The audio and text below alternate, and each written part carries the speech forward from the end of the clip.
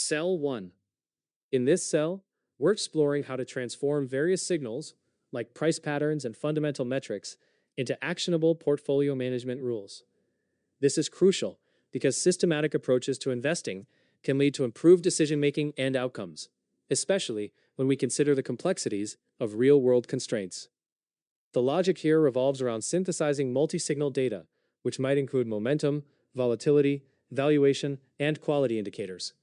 Reinforcement learning, or RL, is employed to lure the optimal allocation of these signals into a cohesive strategy. A key aspect of this process is balancing not only the returns we aim for, but also the risks, turnover rates, and any constraints that might be imposed, such as maximum weight for assets or sector caps. These trade-offs are critical and are directly reflected in the reward structure that guides the learning process. Another major consideration is determining the right moments to change positions in the portfolio.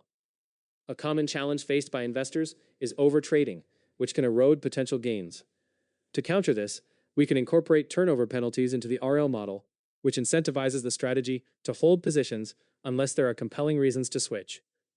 This monthly rebalancing approach helps ensure that the model learns to react thoughtfully rather than impulsively to market changes. Lastly, we can stress test the logical framework of our policies by adjusting our reward terms to be more risk-averse or cost-sensitive. This flexibility allows us to observe how the strategy adapts under different scenarios, providing insights into its robustness and potential weaknesses. Moving forward, the next cell will likely delve deeper into implementing these concepts, perhaps by setting up the environment for RL to begin learning and optimizing based on the signals we've identified. This will set the stage for practical applications of the theory we've outlined. Cell 2. In this cell, we're laying the groundwork for analyzing historical stock prices using several well-known companies. This is an essential step in financial analysis or quantitative trading, as we aim to understand price movements and returns over a defined period. We begin by importing necessary libraries, including NumPy and Pandas for data manipulation, as well as Y-Finance for downloading historical stock prices. By utilizing Pandas options, we're ensuring that we can see all columns and rows of our data frame, which is especially important when working with multiple tickers at once. Next, we define a list of stock tickers from prominent companies such as Apple, Microsoft, and Amazon, setting a time frame from the start of 2023 to the beginning of 2026. This gives us a broad enough window to observe trends and fluctuations in their prices. The download function from Y-Finance fetches the closing prices for these tickers over our specified period, and we use the auto-adjust parameter to account for stock splits and dividends, which ensures that our data is accurate. Afterward, we handle any missing data by dropping any tickers with all missing values to maintain the integrity of our dataset. We proceed to calculate the percentage change in stock prices, which allows us to analyze the returns rather than the absolute price levels. This is an important transformation because it provides a clearer picture of performance over time. Finally, we print the shape of the returns data frame to check the dimensions of our newly created data and display the first few rows for a quick preview. This initial exploration sets the stage for deeper analysis in subsequent cells, where we will likely employ these returns for modeling or other analytical techniques, focusing on how to interpret and leverage this financial data effectively. Cell 3. In this section, we implement a portfolio reinforcement learning environment using the gymnasium framework, which is essential for simulating and training AI models in financial settings. The goal here is to create a framework where the model makes decisions on asset allocation across multiple tickers while managing risks and costs. This setup is particularly relevant because it ensures that solutions do not overly concentrate on a single asset, encouraging more balanced investment strategies. At the core of this environment, which we've named Portfolio Env, we define several key components. The configuration begins with the initialization that takes in various parameters such as historical features of the assets, their returns, and tickers, along with constraints on maximum weights and costs associated with transactions. This structure is vital. It allows us to create a rich observational space that reflects both the current market conditions and the portfolio's allocation, which consists of both features and previous weights. As we progress to the reset method, it prepares our environment for a new episode by resetting the time and previous weights of the portfolio. The observation generated captures not just the current state of features, but also the previous asset weights, which is necessary for the model to make informed decisions. The obs function synthesizes these inputs into a single array, ensuring that all essential data is available for the learning process. When actions are taken, the model outputs a continuous vector of weights. These weights are then normalized using a softmax function, ensuring that they adhere to the maximum weight constraints specified earlier. This restraint is crucial for ensuring that no single asset is overemphasized in the portfolio. In the step function, a lot of significant calculations unfold. We calculate the anticipated return of the portfolio based on current weights and asset returns. However, we also introduce penalties for both turnover, reflecting transaction costs, and risk, encapsulating the portfolio's volatility over a look-back period. This multifaceted reward structure incentivizes not just high returns, but a more considered approach that balances returns against potential costs and risks. A noteworthy aspect of this design is its focus on learning. The environment inherently drives the model to recognize what strategies yield positive results, while also identifying pitfalls. In particular, it rewards the model for outperforming the equal weight benchmark, while imposing penalties for excessive trading and high volatility. As we transition to the next section of the notebook, we're likely to explore how an agent can effectively interact with this environment. We'll delve into training mechanisms and methods to optimize decision-making, building on the foundational structure we've established for this robust portfolio management framework. Cell 4. In this cell, we are focused on transforming price data into meaningful features that can be utilized for training our model, crucial for understanding market trends and making informed trading decisions. Specifically, we create momentum and volatility indicators, which help capture the behavior of asset prices over time. We start by calculating a 21-day momentum feature, which essentially measures how much the price has changed compared to its value 21 days prior. This provides insight into the asset's price trend. Simultaneously, we compute the 21-day realized volatility, which helps us gauge how much an asset's price has varied over that same period. Both of these calculations take advantage of time-shifted price data, and we carefully align these features to the index of our returns data, ensuring consistency. For additional insights, we include a shorter momentum measure using a 5-day window, which allows for a more granular view of price changes. Following this, we compile these features into a multi-index data frame. Here, it's essential to recognize that we drop any rows with missing values.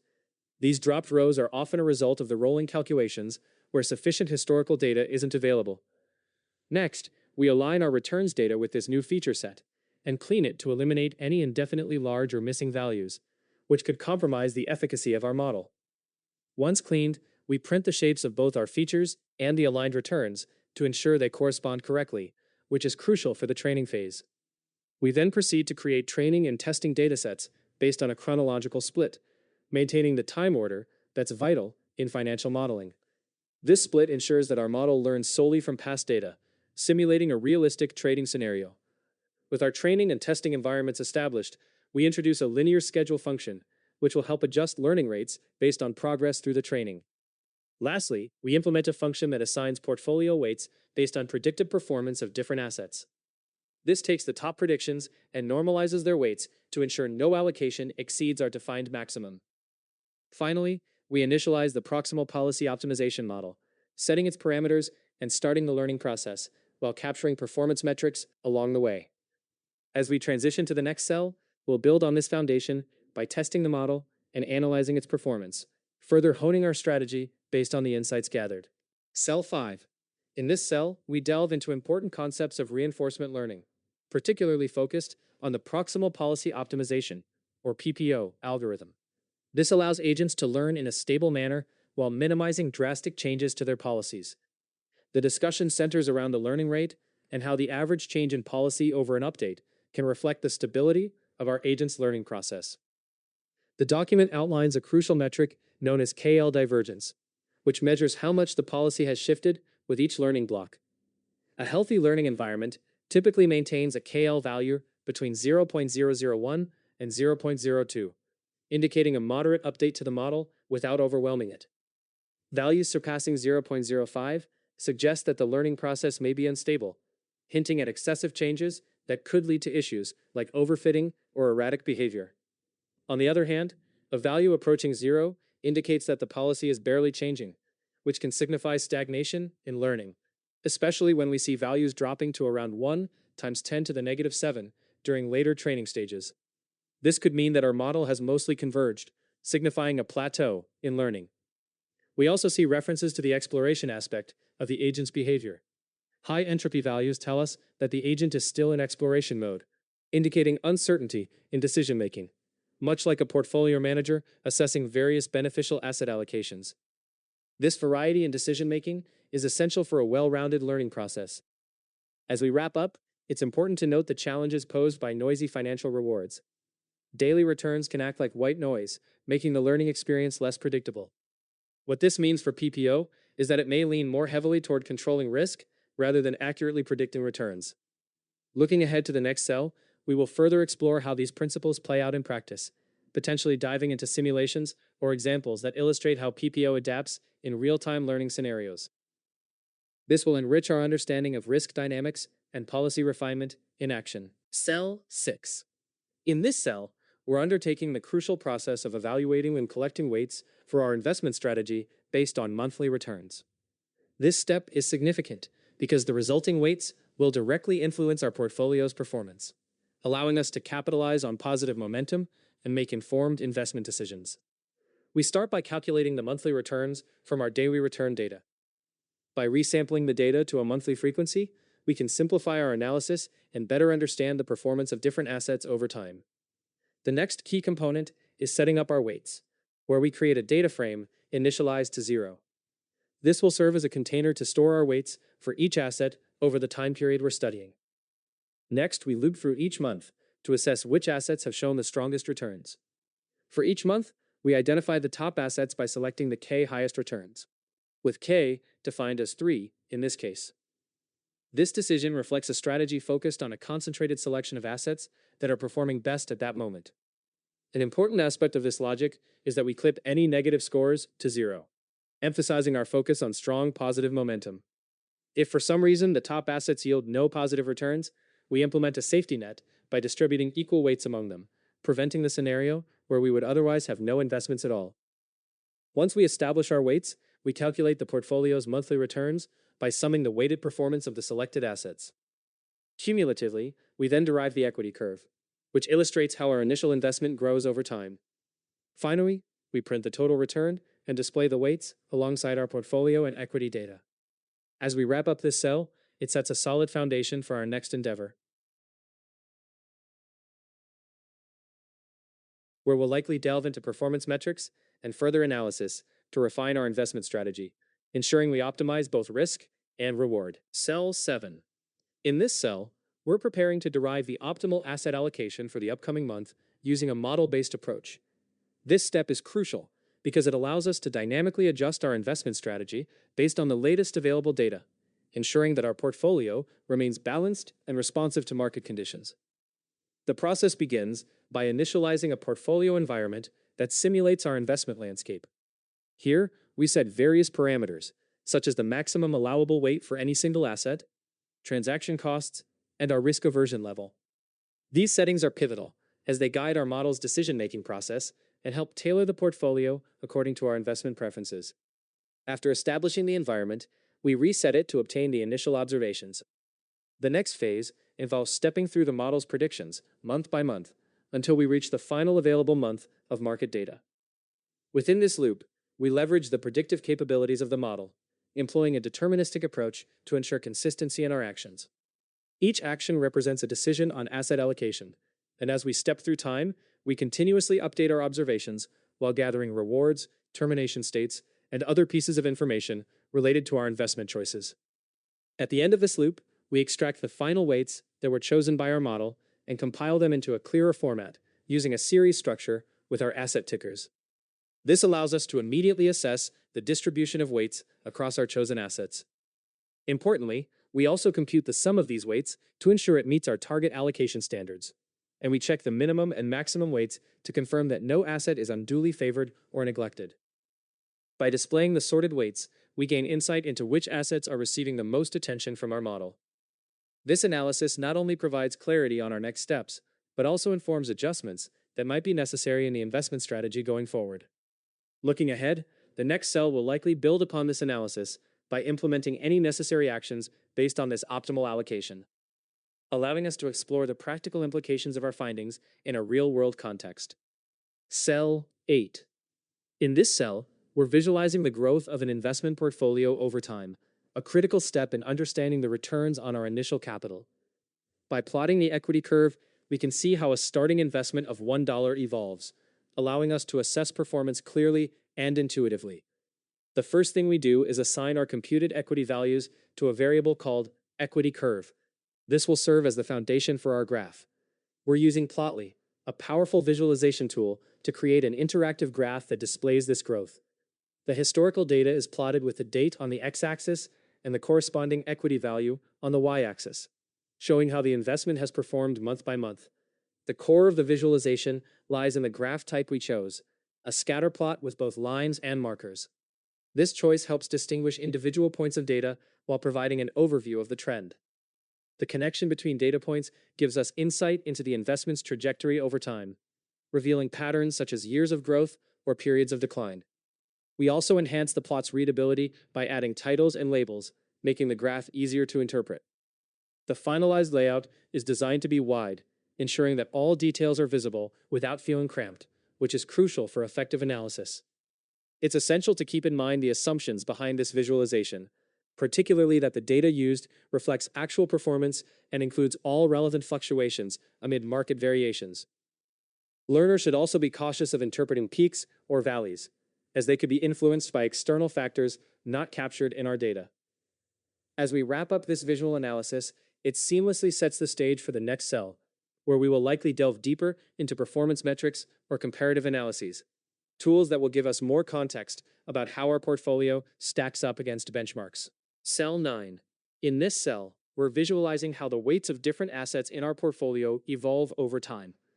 This is crucial for understanding the impact of our investment strategy, particularly when we rebalance the portfolio on a monthly basis.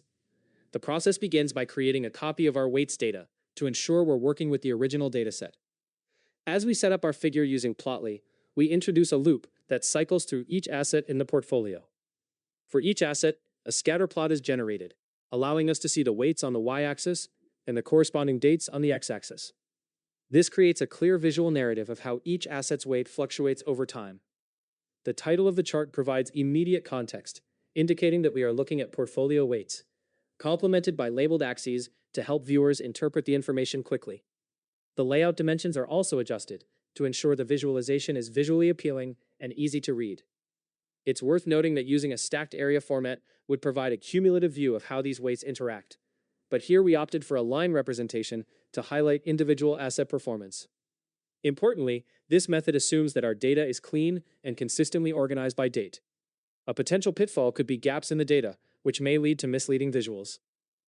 Looking forward, the next cell is likely to build on this foundational understanding by delving deeper into the implications of these weight changes, or incorporating performance metrics to evaluate the effectiveness of our portfolio adjustments.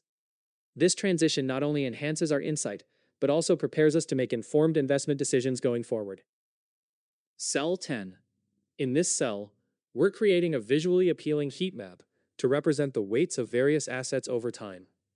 This is significant because it allows us to quickly grasp how the allocation of resources changes, providing both clarity and insight into our investment strategy.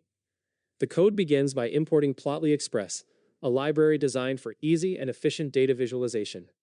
Using the px.imshow function, we're transforming our data from weights.df into a heat map format. Notably, we're transposing the data frame so that the dates align along the x-axis and the various ticker symbols appear on the y-axis, which sets the stage for an intuitive visual representation. We're also labeling the axes accordingly, indicating that the x-axis represents dates, the y-axis represents different tickers, and the color gradient corresponds to the weights assigned to those tickers. This not only makes the heat map informative, but also enhances its interpretability. To ensure that the visualization is clear and impactful, we adjust the layout specifications. By setting the width to 1100 and the height to 500, we create a canvas that balances detail and readability, allowing users to easily discern patterns and variations in the data. One assumption here is that weights.df is structured appropriately with meaningful data to visualize. If the data frame is empty or poorly formatted, the heat map won't provide useful insights. Additionally, it's important for users to consider how color variations are interpreted. Sometimes, crucial details can be lost if the color palette does not emphasize the differences in weight effectively. As we move forward to the next cell, we will likely build on this visualization by interpreting the displayed data, or perhaps diving deeper into the implications of these weight distributions. Understanding these shifts will enhance our ability to make informed investment decisions based on the historical performance illustrated in the heat map. Cell 11. In this cell, we're delving into a specific investment strategy that emphasizes holding on to the top 3 performers from the previous month. This approach is particularly relevant during periods of strong momentum in the tech sector, where stocks like Nvidia, Microsoft, and Meta have shown impressive gains. Understanding this strategy is crucial, as it highlights the potential for significant returns during upward trends. The logic behind this strategy relies on the observation that stocks often continue their performance trajectories. When a stock does exceptionally well over a month, the assumption is that it will maintain this upward momentum in the following weeks. However, it's essential to recognize the inherent risks involved. While this method can yield fantastic results during market rallies, it can just as easily lead to steep losses during market corrections. Essentially, the momentum can be both a blessing and a curse. It thrives on trends, but can be devastating when reversals occur. Moreover, a critical aspect to bear in mind here is the concept of selection bias. We are essentially examining today's winners in hindsight, which isn't entirely reflective of the broader market reality. All the stocks we've highlighted are from established companies that have proven resilient. None have faced bankruptcy or delisting. This raises a significant red flag known as survivorship bias. This bias amplifies perceived returns because we're only acknowledging the firms that have succeeded, overlooking those that have stumbled or failed in the past. If we were to examine a more realistic investment universe, we would need to account for past underperformers, stocks that have dropped off indices, and smaller firms that never reached mega-cap status. This broader perspective could alter the perception of momentum strategies significantly. Looking ahead, the next cell will likely challenge us to further investigate the implications of survivorship bias and perhaps introduce methods to mitigate its effects. We'll want to explore how to create a more comprehensive analysis that acknowledges both the successes and failures inherent in any investment strategy. Cell 12. In this final cell, we're wrapping up the analysis and shining a light on the conclusions we've drawn from our work. It's crucial to take a moment to reflect on what we've accomplished and ensure that we understand the implications moving forward. Throughout the notebook, we've gathered data, performed calculations, and created visualizations that have guided our exploration. By synthesizing everything, we can pinpoint the key takeaways and understand how they fit into the larger picture. This final cell acts as a summary that reinforces our findings and solidifies the knowledge we've built. As we review our results, it's important to think about the assumptions behind our analysis and where potential pitfalls may lie. For example, have we properly accounted for any outliers, or considered how our data might vary under different conditions? By critically examining these aspects, we can bolster the robustness of our conclusions. Moreover, thinking about future applications is essential. How can we use what we've learned to inform decisions or further research? There are always new questions to explore, and our analysis serves as a launching pad for those inquiries. Looking ahead, the next steps might involve deeper exploration into the underlying trends we've identified, or even expanding our dataset to see how our findings hold up in different contexts. This process of continual learning and adaptation is what drives us to become better analysts. So, let's be excited about where this journey will take us next.